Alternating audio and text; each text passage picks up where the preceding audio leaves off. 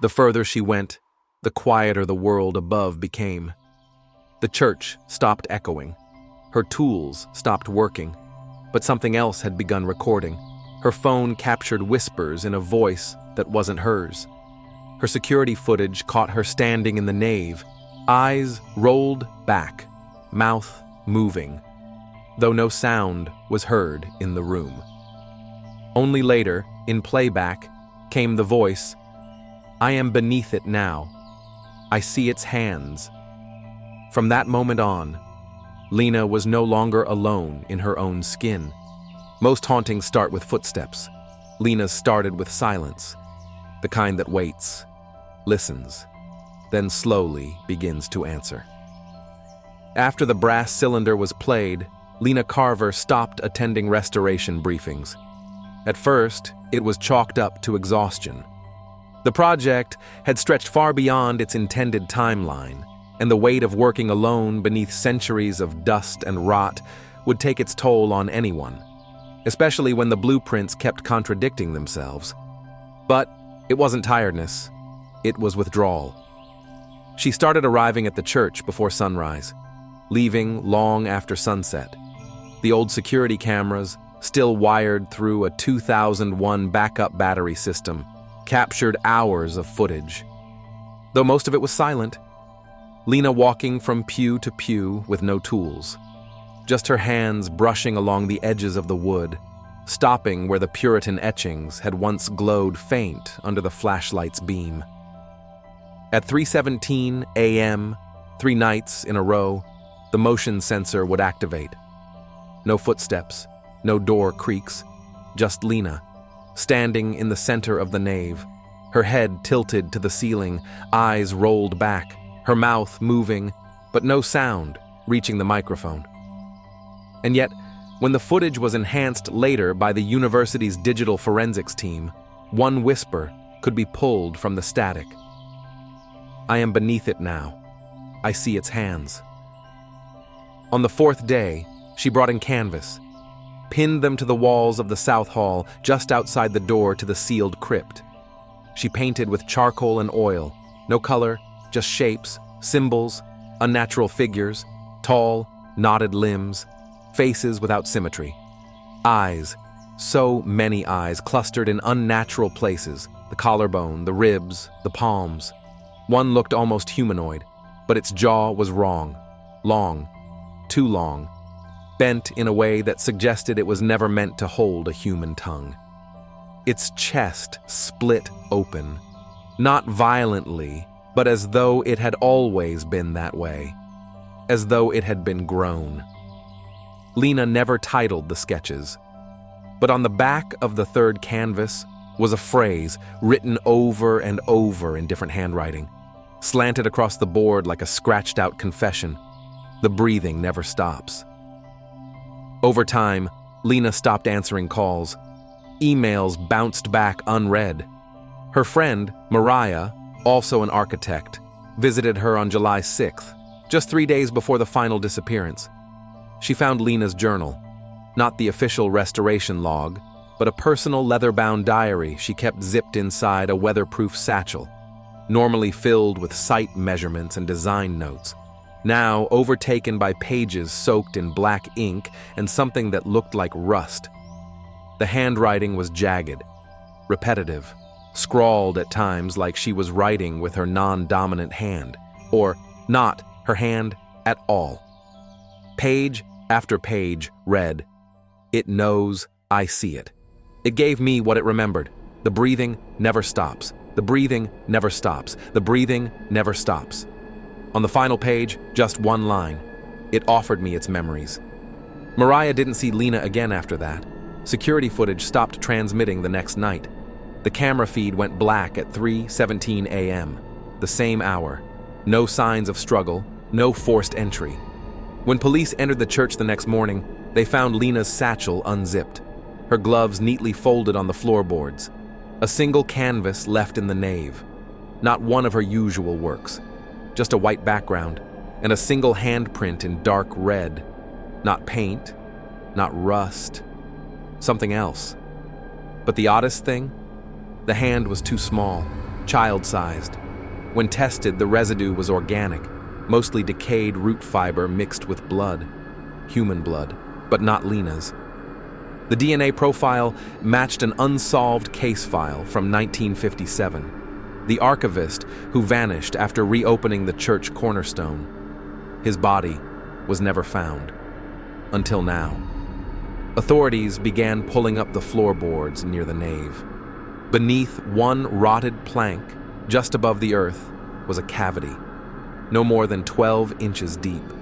Inside it, a length of jawbone, still wet, wrapped in cloth, wrapped in Lena's scarf.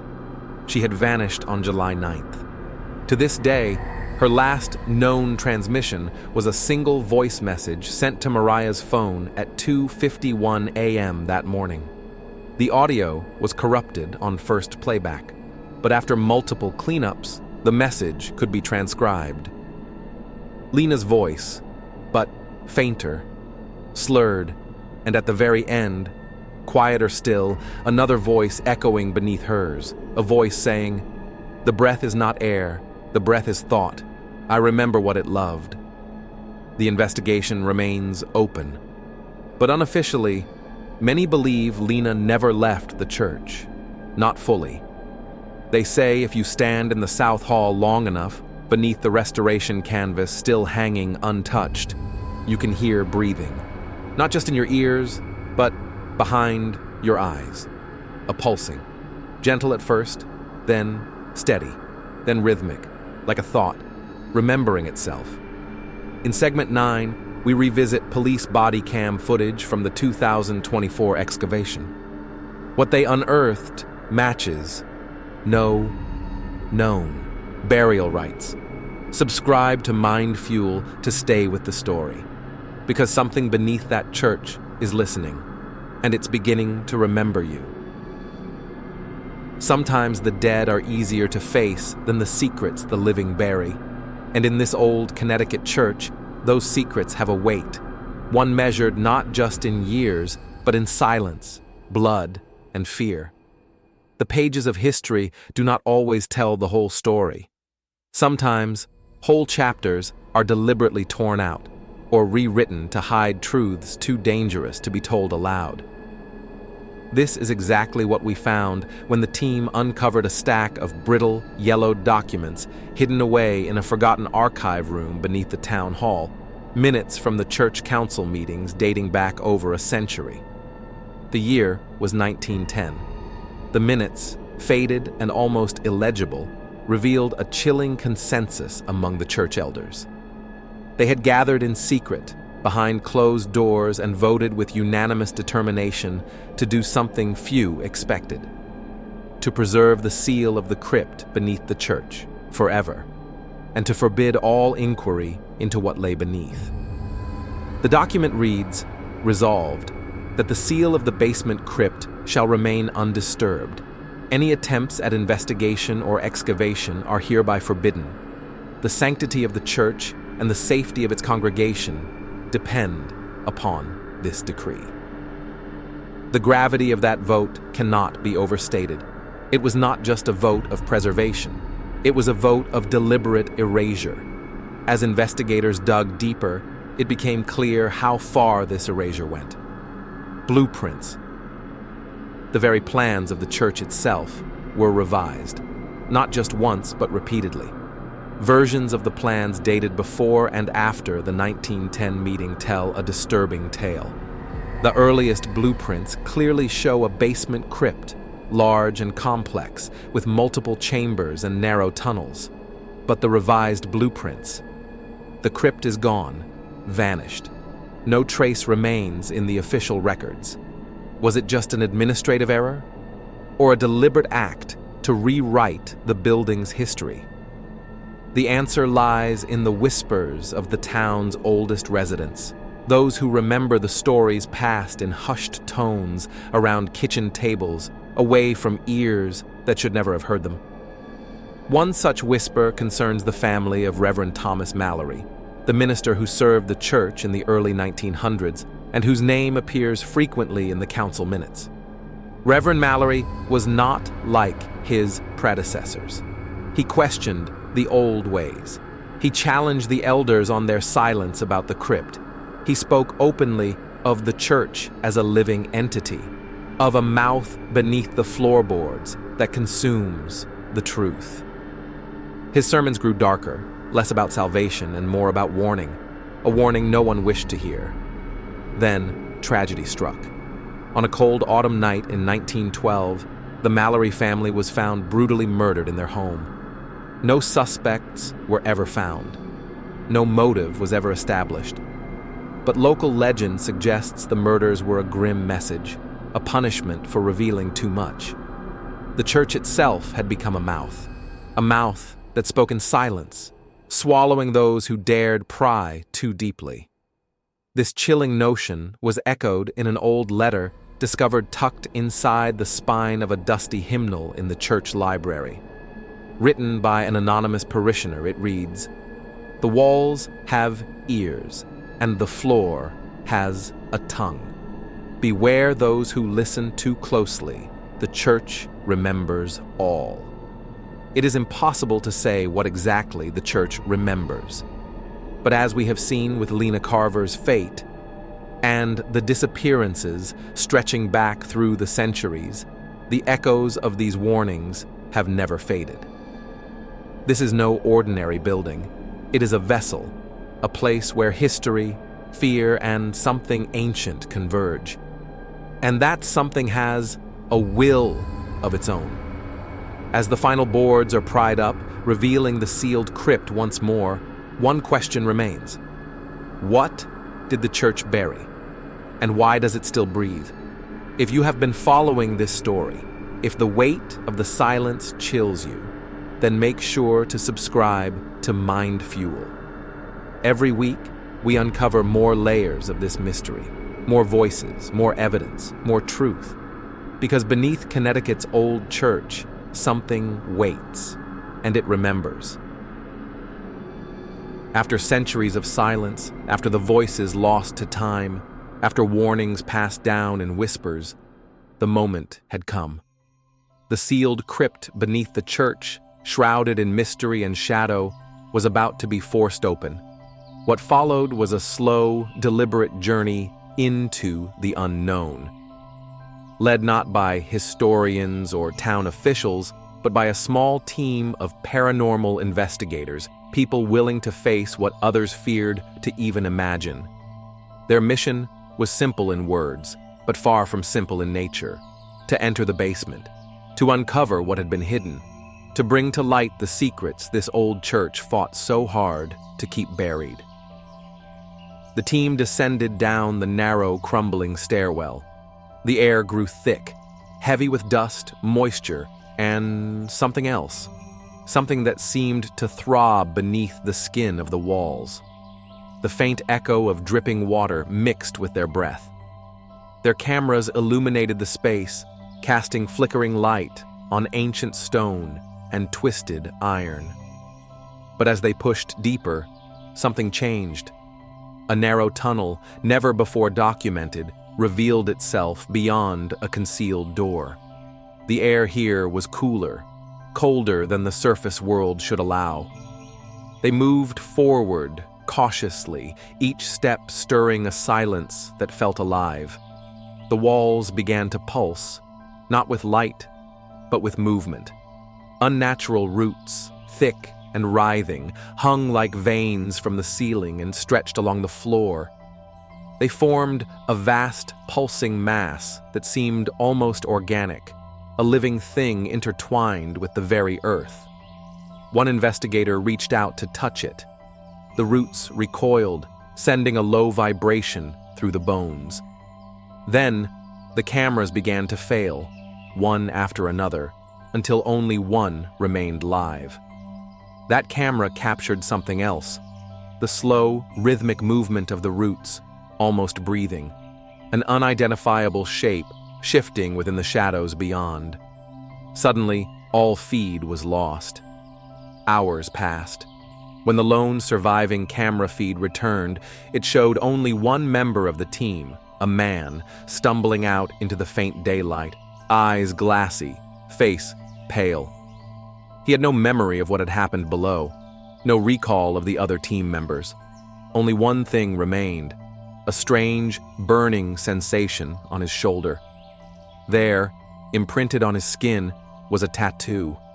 A spiral of eyes, inked deep into his flesh as if branded by something that defied explanation. He whispered a single, haunting phrase before collapsing into silence. I am beneath it now. I see its hands. The implications of this are impossible to ignore. The church was more than a building. The crypt was more than a burial chamber. Something ancient, something alive, something that breathes beneath the ground, and it leaves its mark, not just on stone or wood, but on flesh and mind. The team that entered was forever changed. The cameras that witnessed the descent told us only part of the story. The rest remains hidden in the darkness below, in the shifting roots, in the spaces between breaths. This is only the beginning. If you want to learn more, if you want to hear the full recordings, the interviews, the follow-ups that defy explanation, subscribe to MindFuel. Each week, we bring you deeper into the heart of the mystery, closer to the truth.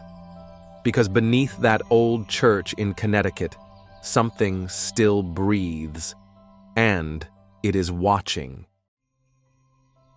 In the quiet, fading light of a late autumn afternoon, the team traveled to the outskirts of the town to meet its oldest living member, a woman named Agnes Calloway, aged 96. Agnes had lived her entire life shadowed by the stories and silences that clung to that ancient church. She was a living bridge to a time when fear was raw, unfiltered, before modern skepticism dulled the edges of belief. Our cameras captured her fragile frame seated in a worn rocking chair by a window that overlooked the church spire, piercing the sky, a silhouette against the dying sun. Her voice trembled as she began. "They told us, when I was a girl," she said slowly, "that what lived beneath the church was a spirit, a restless spirit, a shadow that moved in the dark." She paused, eyes distant, as if recalling a memory too heavy to bear. "But it's not a spirit," she whispered. "No, it's flesh, older than the tribes who first walked these lands, older than the trees that whisper in the wind." The weight of her words hung thick in the air. "It breathes," Agnes continued, "but not like us. It breathes through the walls, the stones, the very floor we walk on. And it feeds, not on blood or bone, but on the forgotten."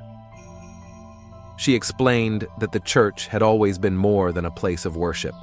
It was a prison, a trap, a cage to hold something that could not be named, something that had lived beneath the earth long before humans settled here. It feeds on those who are forgotten by time, those whose names fade from memory, those lost to history. Every disappearance, every whispered warning, it's all part of its hunger. Her confession was raw, the words edged with pain and fear that had never left her, even after all these decades. As the recorder continued, the atmosphere in the room shifted. A sudden sharp intake of breath, a gasp, shattered the silence. Then, silence. No more words came. The tape ended abruptly. This moment, captured in that single confession, is more than testimony. It is a final warning, a glimpse into a dark truth that refuses to be buried. The entity beneath the church is alive. It feeds on memory, on loss, on the things we bury deep within ourselves and forget. And it waits for the forgotten. As unsettling as this is, it is only one piece of the larger puzzle. If you are drawn to these stories, if you want to hear the voices that others refuse to listen to, subscribe to MindFuel. We will bring you more confessions, more evidence, and more answers as we continue to unravel the mystery beneath Connecticut's old church. Because some things are not meant to be forgotten, and some things still breathe, In the last video she ever saved to the cloud, her voice was barely audible. She was deep underground, whispering to something we couldn't see. It's not buried, it's waiting. When we pray, it listens, and when we stop, it wakes. Her last words weren't for us. They were for the ones still building churches. Please, don't let them build another church.